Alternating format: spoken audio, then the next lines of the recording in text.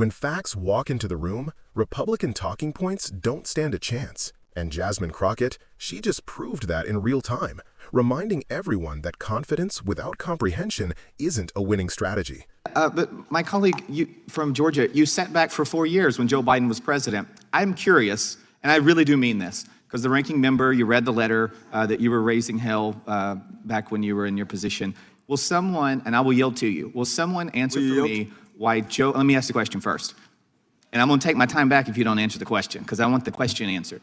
I will happily answer. Why did Joe Biden not release these files, and why did none of you come out and call for the release of these files when Joe Biden was president? Why did you wait until it became a political issue if your motivations are so pure? Mr. Goldman, yes, I'll yield to you. So, first of all, the reason why this has become such a big issue. No, that wasn't the question. The question was, why did you all not push the Biden admin to release the files? Right. Why did not one of you say Joe Biden's Justice Department should release these files, and if he doesn't, damn it, I'm going to get a discharge petition?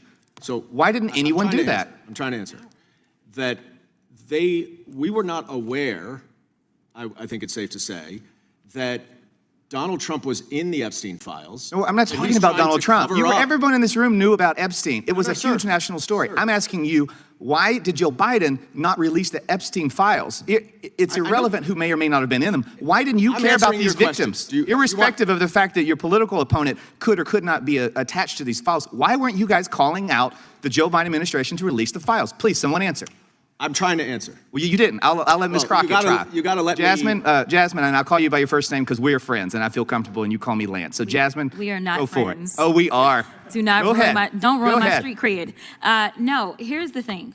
I will tell you that at the end of the day, for me, as a lawyer, when you have that Maxwell went through her trial in 2021, I believe that's when she was convicted.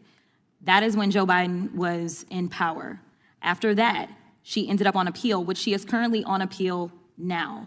So as it relates to whether or not that Department of Justice had even concluded their investigation, I can't say that they had, number one. Number two, by releasing the files prior to her going through her appellate process, that may have ended up being an issue that administration was concerned about. That's number one. Number two. She's in appeal now. So okay, using that line, you're going to pull that back? I'm about to get to it because that's all y'all. No, I'm going to reclaim my time. Since you said we weren't friends, I'm going to reclaim my time. The time belongs to the gentleman. I got a real hard time with the Democrats saying that this is a noble cause when y'all weren't calling on Joe Biden's Justice Department to release the files. You're all a bunch of hypocrites to say this is a noble cause because none of you did anything about it. I yield back to the chairman. I need time now, Mr. Chair. I need time now since he wanted to be selfish. I appreciate I move to strike the last. So let's break down what really just happened here. Representative Lance Gooden tries to take the moral high ground, demanding to know why the Biden administration didn't release the Epstein files sooner. Sounds bold, right? Except the problem is, his question ignored some pretty basic facts about how the justice system actually works.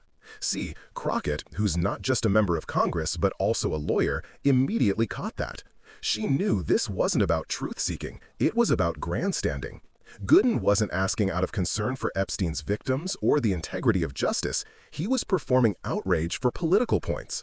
He wanted to paint Democrats as hypocrites while pretending his own party hadn't spent years covering for powerful men. And Crockett wasn't having it. The moment he tried to make it personal, calling her Jasmine and saying, "We're friends," she cut that down instantly with, "We are not friends."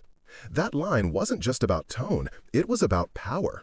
Too often, men in these hearings try to trivialize or disarm their female colleagues by acting overly familiar, as if professionalism and boundaries don't apply to them. Crockett flipped that dynamic immediately. She made it clear, respect me as a colleague, not as someone you can charm or condescend to. Then she hit him with substance. Crockett laid out, clearly and methodically, why those Epstein files couldn't just be released during Biden's term, because Ghislaine Maxwell's case was still on appeal.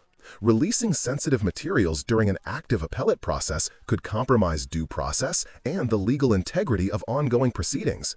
That's how a real lawyer answers a question, not a partisan trying to score a headline. And that's the part so many miss. Crockett wasn't just defending Democrats, she was defending the rule of law. Republicans like Gooden love to scream about law and order until it comes to understanding how it actually works.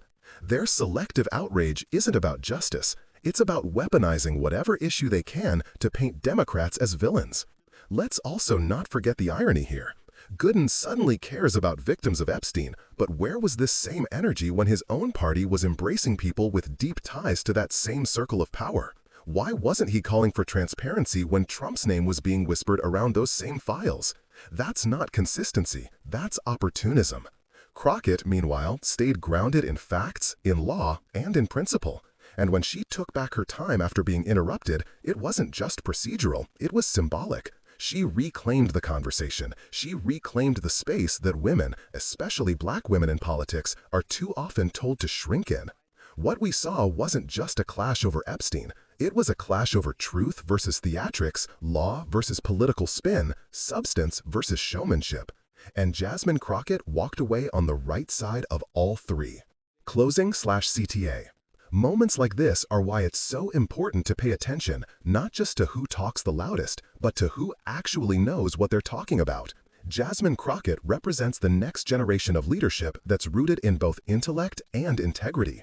So if you're tired of the noise, tired of the hypocrisy, and ready to see more leaders who stand their ground with facts, then stay informed, stay engaged, and show up when it matters. Because this kind of clarity and courage is exactly what democracy needs right now.